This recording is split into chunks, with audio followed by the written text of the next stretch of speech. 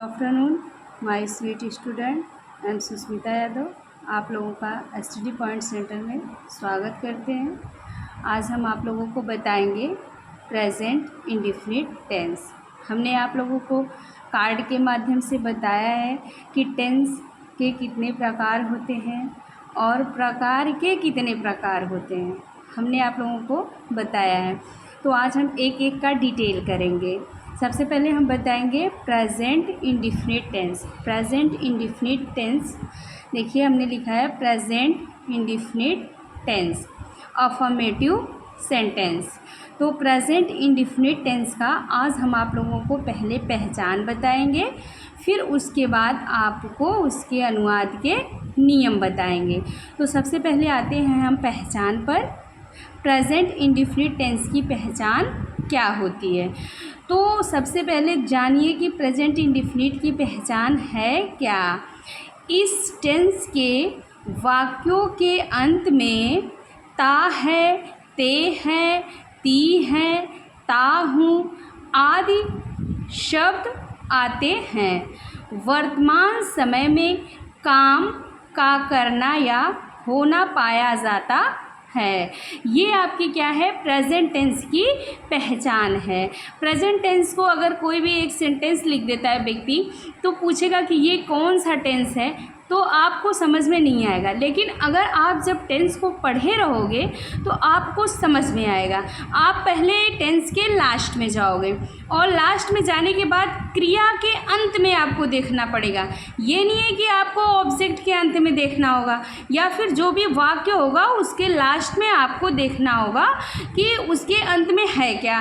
ता है, ती है, कि चुका है, चुकी है, कि रहा है, रही है। ऐसे आपके अनेक प्रकार, कई प्रकार के टेंस हैं। आपके हर टेंस के अपने अलग अलग नियम होते हैं। तो हमारे प्रेजेंट इंडेफिनिट टेंस का नियम जो है वो क्या है कि हिंदी वाक्यों के अंत में, इस टेंस के वाक्य के अंत में ता है, ती है, ता है, ते हैं आदि शब्द आते हैं। वर्तमान समय में काम का करना या होना पाया जाता है। इस टेंस में क्या होता है कि वर्तमान समय में, प्रेजेंट टाइम में कार्य का करना या होना पाया जाता है। जैसे मोहन खाना खाता है। हमने एक एग्जाम्पल आपको बताया, जैसे मोहन खाना खाता है।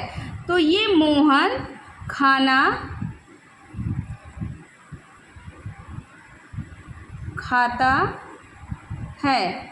तो ये क्या है कि मोहन खाना खाता है, मतलब बात क्या है आपकी, काम आपका एकदम वर्तमान में हो रहा है, प्रेजेंट में हो रहा है। ठीक है, मोहन खाना खाता है। अब आते हैं हम अनुवाद के नियम पर।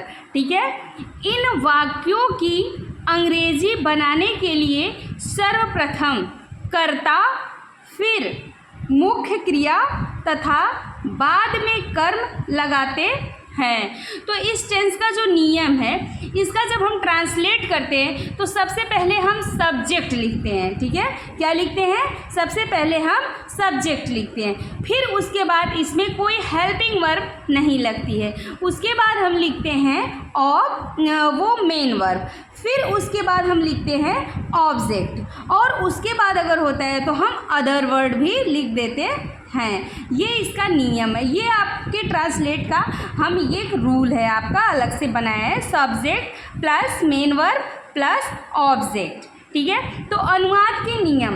तो सबसे पहले हम जब ट्रांसलेट करने जाएंगे तो हमको ये देखना होगा कि हम एक सेंटेंस को देखें। सेंटेंस में क्या आया, वाक्य के अंत में ता है, ती है, ते है आदि शब्द समूह आते हैं। जब आदि शब्द समूह आते हैं, क्रिया के अंत में ता है, ती है, ते है आ गया, तो हम समझ जाएंगे कि ये प्रेजेंट का इंडेफिनिट टेंस है। जब ये प्रेजेंट का इंडेफिनिट टेंस हो जाएगा तो उसके बाद अब हम आते हैं इसके नियम पर। ठीक है, क्या हमारा रूल है, कैसे हम ट्रांसलेट को करेंगे। तो इसका रूल नंबर 1 है, प्रेजेंट इंडेफिनिट टेंस का रूल नंबर 1 है कि ही, सी, इट तथा एक वचनकर्ता के साथ क्रिया की फर्स्ट फॉर्म में एस या ईएस लगाते हैं। इसका रूल क्या रहा कि ही, सी, इट तथा कर्ता एक वचन के साथ क्रिया की फर्स्ट फॉर्म में एस या ईएस लगाते हैं। तो क्या है, क्रिया की फर्स्ट फॉर्म क्या होती है? तो ही होता है, सी होता है और इट होता है।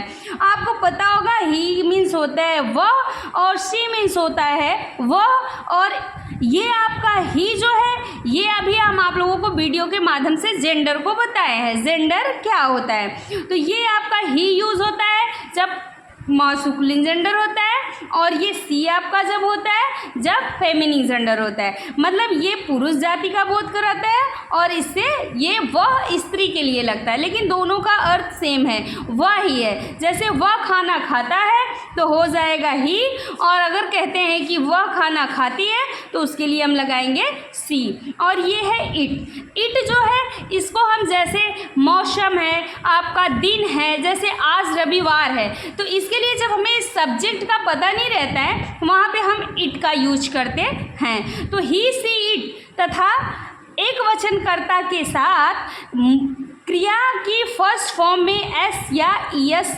लगाते हैं। जैसे हम एग्जाम्पल आपको बताते हैं, देखिए आइए फॉर एग्जाम्पल पे क्या है, वह एक पत्र लिखता है, वह एक पत्र लिखता है। ये ट्रांसलेट रहा। हमने आपको बताया कि सबसे पहले आपको प्रेजेंट इंडेफिनिट टेंस पहचानने के लिए वाक्य के अंत में जाते हैं, वो भी किसके अंत में जाते हैं? क्रिया के अंत में जाते हैं। तो आपको क्रिया का पता कैसे चलेगा कि वह एक पत्र लिखता है?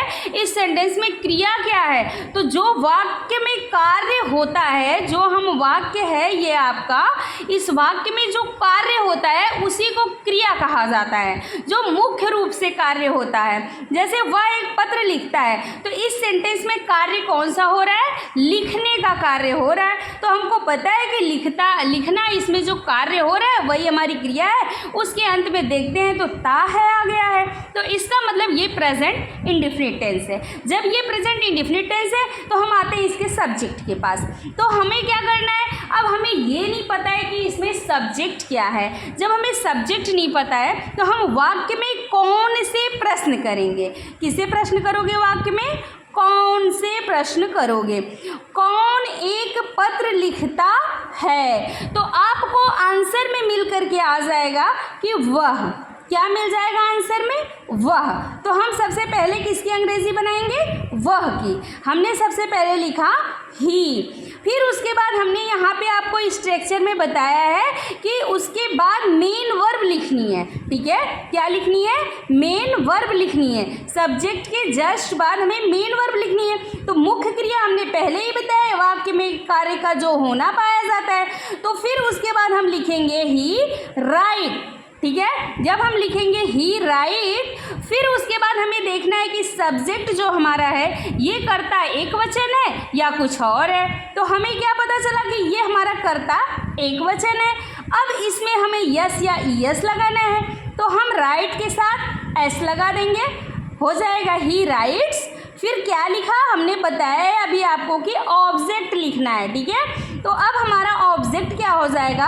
अ लेटर। ठीक है, तो ये मेरा सेंटेंस क्या हो जाएगा? कंप्लीट हो जाएगा।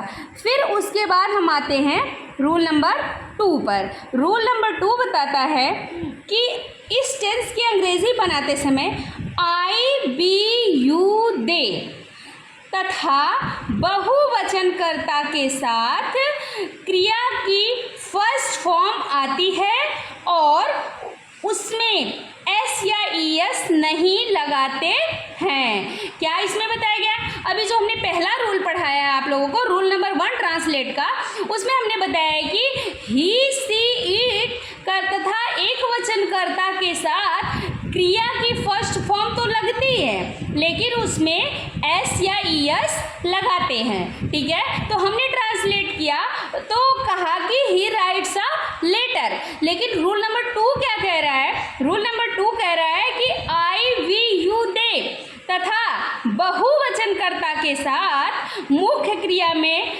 ये फर्स्ट फॉर्म तो यूज होती है, लेकिन उसमें यस या ईएस नहीं लगता है। अब आप बोलेंगे मैम क्यों?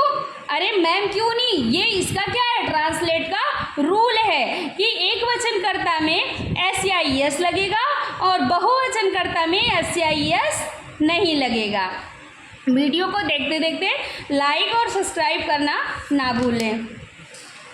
फिर आते हैं हम एग्जाम्पल पे, ठीक है। जैसे हमने कहा हम हॉकी खेलते हैं, ठीक है, हम हॉकी खेलते हैं, तो हमने बताया कि ही सी इट करता एक वचन अगर रहेगा तो उसमें मुख्य क्रिया में यस या यस लगेगा, लेकिन आई बी यू दे करता बहुवचन अगर है तो उसमें मुख्य क्रिया में यस या यस नहीं लगेगा। जब मुख्य क्रिया में यस या यस नहीं लगेगा तो सबसे पहले हमें सब्जेक्ट, हमने बताया कि सब्जेक्ट का पता करने के लिए वाक्य में कौन से प्रश्न करना। तो हम हॉकी खेल रहे हैं तो प्रश्न करो कौन हॉकी खेल रहा है, आंसर में मिलेगा कि हम हॉकी खेल रहे हैं। तो सबसे पहले हम क्या लिखेंगे, सब्जेक्ट लिखेंगे वी। फिर उसके बाद कार्य क्या हो रहा है, क्योंकि इस टेंस में हमने बताया कि सब्जेक्ट के जस्ट बगल में मेन वर्ब लगेगी, तो इसमें मुख्य रूप से खेलने का कार्य हो रहा है। जब खेलने का कार्य मुख्य रूप से हो रहा है तो हम उसके लिए क्या लगाएंगे, PLAY, प्ले लगाएंगे। प्ले मीन्स क्या होता है, खेलना होता है। जब हमने बी प्ले किया, फिर हमने रूल नंबर 1 को देखा कि उसमें तो इसमें यस या यस लगा था, लेकिन तो आपके रूल में बताया गया कि अगर आई बी यू दे है तो उसमें क्या होगा कि रूल में यस या यस आपका ट्रांसलेट करते समय मेन वर्ब में यस या यस नहीं लगेगा। तो हम कर देंगे बी प्ले हॉकी, ऑब्जेक्ट लिख देंगे, क्योंकि हमारे स्ट्रक्चर में बताया गया सब्जेक्ट मेन वर्ब और उसके बाद ऑब्जेक्ट, अगर होता है कुछ तो उसके बाद अदर वर्ड लिख देते हैं, ठीक है। लेकिन ये क्या हुआ, हमने अपना तो ट्रांसलेट, आपका पॉजिटिव सेंटेंस जो होता है हमने आपको बताया है translate present indefinite tense, simple sentence का क्या बताया है, आपको पॉजिटिव सेंटेंस बताए हैं, ठीक है।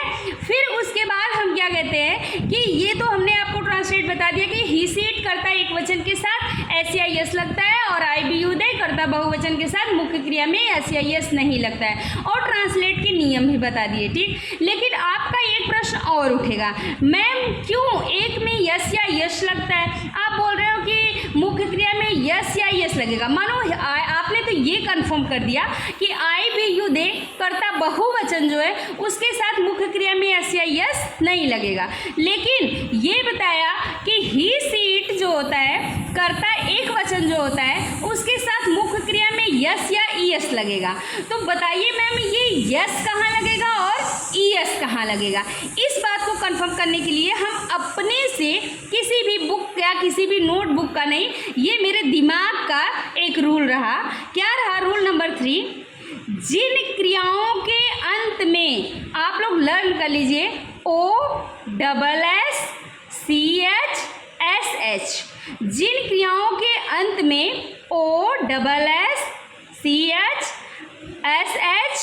या X, ठीक है, ये 5 वर्ड लेटर आपके आते हैं तो उनमें ही सी इट, ठीक है, तथा एक वचन कर्ता के साथ क्या लगेगा, ES जोड़ते हैं, ठीक है। आपको ये चीज़ एक यूनिक चीज़ है, इसको आपको लर्न करना पड़ेगा। कभी आप भी टीचर बनोगे, आपको भी पढ़ाना पड़ेगा, तो आपको ये बतलाना पड़ेगा। अभी बच्चे कमेंट कर दे मैम आपने बताया कि ही सी इट करता एक वचन के साथ एस या ES लगता है मेन वर्ब में, तो मैम किसके साथ एस लगाए किसके साथ ES लगाएं। तो आपको इस बात का एकदम कंफर्म जानकारी रखनी होगी कि जिस वर्ब के लास्ट में O आता है या डबल एस आता है या CH आता है या SH आता है या X आता हो, तो उनमें क्या होगा, ही सी इट के साथ कर्ता एक वचन के साथ या ES जोड़ते हैं, ठीक है। और जिसके साथ नहीं आता है, उस जिसके साथ अदर लेटर आते हैं उसके साथ क्या करते हैं, S जोड़ते हैं। तो ES वाला हम कंफर्म कर दिए तो S वाला ऑलरेडी कंफर्म हो जाएगा आप लोगों का। जैसे हम एग्जाम्पल आ जाइए बता रहे हैं आपको, जैसे गो है तो उसके लास्ट में O आया, तो हम लोग हमेशा लिखते हैं ही गोज टू मार्केट, ऐसा ट्रांसलेट करते हैं हमेशा, he goes to market, he goes to school, ठीक है। फिर उसके बाद जैसे डू आता है, डू के लास्ट में O आता है तो हम डज लिखते हैं। फिर देखिए हम लिखते हैं टीच, TEACH, टीच मीन्स क्या होता है, पढ़ाना होता है, उसके लिए हम क्या लिखते हैं, टीच, ठीक है। जैसे कि मास्टर साहब ज्योग्राफी पढ़ाते हैं, तो क्या हो जाएगा, जब हम यस लगाएंगे तो यहाँ यस ही नहीं लगाएंगे, क्या लगाएंगे, ई एस लगाएंगे, क्योंकि इसके लास्ट में सी एच आया है आदि। ठीक है, रूल नंबर 4 में आते हैं, शेष क्रियाओं के साथ केवल एस जोड़ते हैं, जैसे come comes, put puts, right rights. तो हमने आपको पहले ही श्योर कर दिया है कि आप अगर हम आपको एस वाला बता दे रहे हैं तो यस वाला जो होगा वो आपका ऑलरेडी क्या हो जाएगा, कंफर्म हो जाएगा। तो आपको बस 5 यूनिक चीज़ें लर्न करनी है, O, double S, C H, S H और एक्स। जिस वाक्य के वर्ब के लास्ट में अगर ये लेटर आते हैं तो उसके साथ क्या होगा, मेन वर्ब में प्रेजेंट इंडेफिनिट टेंस के लिए ईएस लगेगा, और बाकी अगर कोई भी लेटर आता है तो उस लेटर के साथ आपको क्या लगाना पड़ेगा, यस लगाना पड़ेगा। Thank you so very much watching my video. Like और सब्सक्राइब करना ना भूलें।